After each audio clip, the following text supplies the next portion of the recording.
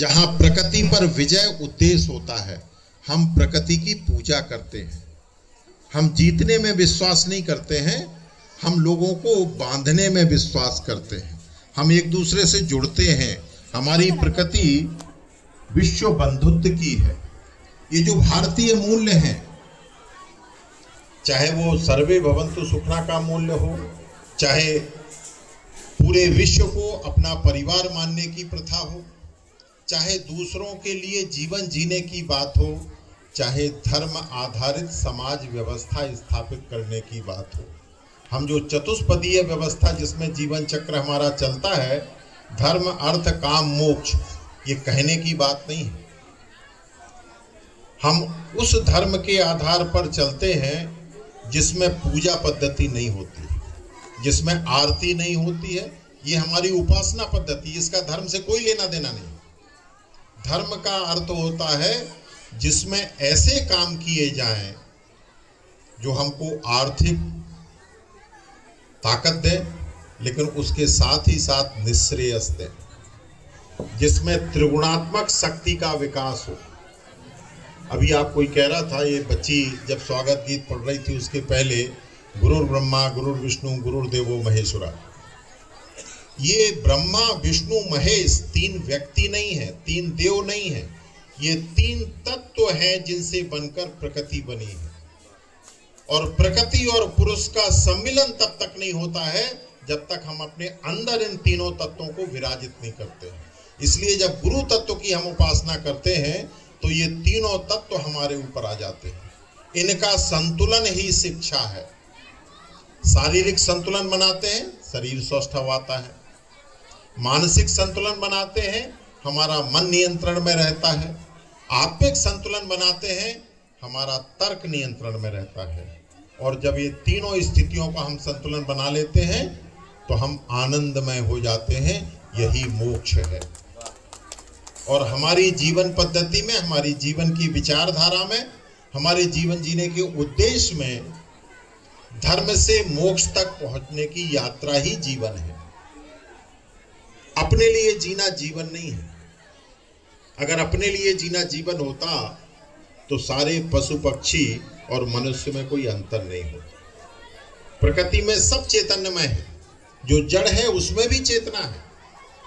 इस चेतना का विकास करते करते जब आप मनुष्य बनते हैं तो आपके अंदर एक अद्वितीय क्षमता आती है ब्रह्म तक पहुंचने की। इस क्षमता का विकास करना और संपूर्ण विद्याओं को अपने आप में समाहित करना, ये भारतीय ज्ञान परंपरा है। आप मैं भौतिकी का विद्यार्थी हूँ और लगभग 40 साल से भौतिकी के क्षेत्र में काम कर रहा हूँ, लेकिन क्वांटम भौतिकी में पढ़ाया हूँ 36 साल, IIT से लेके केंद्रीय विश्वविद्यालय में, और अब यहाँ पर हूँ। लेकिन जब आप क्वांटम भौतिकी के अंतिम सिद्धांत तक पहुँचते हैं, बच्चों को मैं एड्रेस कर रहा हूँ, थोड़ा सा कठिन काम है। स्ट्रिंग थ्योरी उसको कहते हैं, इवोल्यूशन ऑफ यूनिवर्स। दुनिया में जितनी भी चीजें, उनकी व्याख्या सिर्फ यही थ्योरी करती है। लेकिन जब आप व्याख्या करते हैं तो आप बताते हैं ना कोई पदार्थ है, ना कोई ऊर्जा है, कुछ ना कुछ ये जो ब्रह्मांड है, इसका जो नेचर है, इसकी जो प्रकृति है, वो पदार्थ और ऊर्जा के बीच में है, द थ्योरी ऑफ डुअलिटी। और यही जब अंत में आता है तो हम कहते हैं there is some uncertainty in the system and therefore we can not understand the universe fully. This is called the famous Heisenberg uncertainty principle. और यहां से वेद शुरू होता है। नेति नेति, नहीं जान सकते, नहीं जान सकते। ये जो नेति नेति है, ये जो द्वंद्व है, ये जो जगत सत्ता का द्वंद्वात्मक स्वरूप है, इसको वेद ने निखारा है, इसको उपनिषद ने व्याख्या दी है। और जगत का सही स्वरूप समझना है तो हमें दर्शन में जाना पड़ता है। जब हम वैशेषिक में जाते हैं तब हमें पता चलता है कि हम जो पढ़ रहे हैं ये बेकार है। ये पढ़ाई हमको कुछ दिन के लिए जगत के भौतिक सुख दे सकती है, लेकिन ज्ञान की जो अंतिम सीमा है वहां तक पहुंचना है तो आधुनिक विज्ञान और तकनीकी के अधूरेपन को पूरा करना होगा। और यही शिक्षा, राष्ट्रीय शिक्षा नीति 2020 में यही परिवर्तन है जो हमने किया है। ये परिवर्तन है, व्यक्ति सिर्फ रोजगार के लिए ना पढ़े, व्यक्ति डिग्री के लिए ना पढ़े, व्यक्ति सीखने के लिए पढ़े, व्यक्ति सिर्फ खुद को सीखने के लिए ना पढ़े, व्यक्ति सामूहिकता में रहना सीखे, व्यक्ति टीम वर्क सीखे। ये हमारे यहाँ पहले कहा गया था उपनिषद में, सर ओम सहनावतु सहनौ भुनक्तु सह वीर्यं करवावहे तेजस्विनावधीतमस्तु माम विदिशावहे सर्वे भवन्तु सुखिनः। क्यों कहते हैं हम दूसरे सुखी हो? दूसरों से हमें क्या लेना देना है? इसके मूल में जो छिपा हुआ है, हम आप जगत की समस्त चेतना सब एक है। ये जो एकात्मता है, ये जो विविधता है, ये अस्थायी है, ये समय के साथ बदलती है। जो अविनाशी है, जो बदलता नहीं है, वो सिर्फ वो एक स्वरूप है जिसको परमात्मा कहते हैं। जब हम सब एक हैं तो हम सबकी चिंता करते हैं। ये जो भारत की संस्कृति है, ये शिक्षा में आना चाहिए।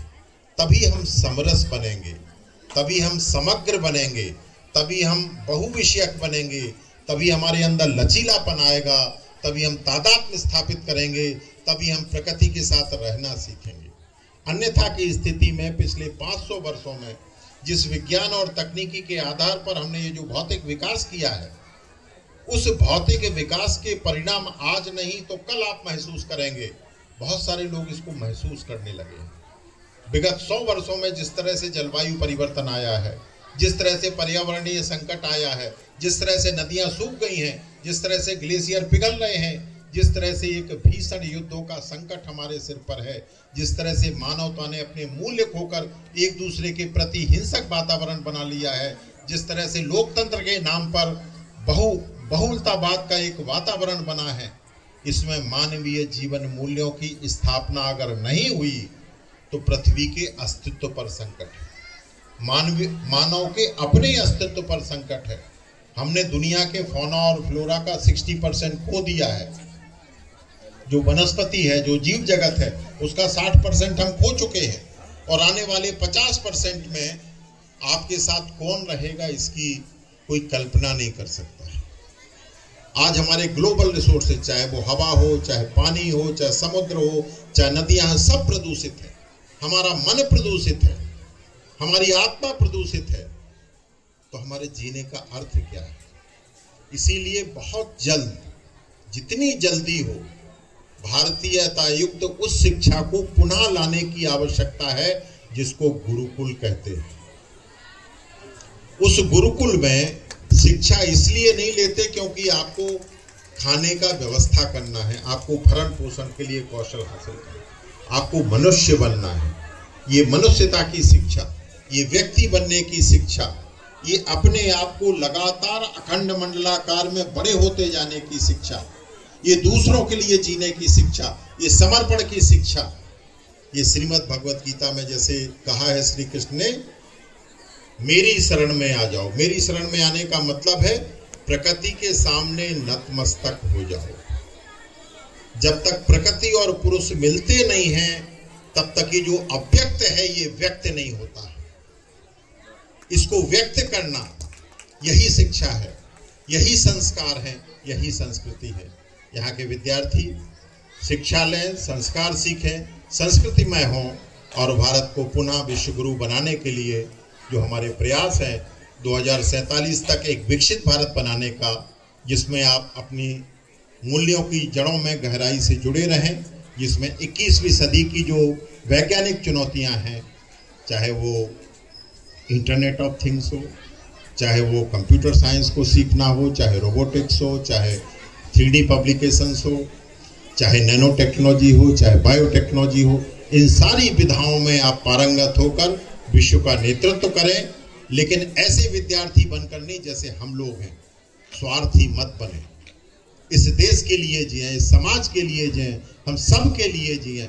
हमारे अंदर जितने भी विविधताएं हैं उनको भुलाकर, चाहे वो भाषाई आधार पर हों, चाहे वो क्षेत्र के आधार पर हों, चाहे रंग के आधार पर हो, चाहे जातियों के आधार पर हो, चाहे वर्णों के आधार पर हो, इन सब को भूल के एक परमात्मा से उत्पन्न हम सब एक हैं। इस एकात्मता को ध्यान में रखते हुए इस विश्व का कल्याण करने के लिए अपने आप को सक्षम करें, सशक्त करें। इसी आशा और अभिलाषा के साथ आपका बहुत बहुत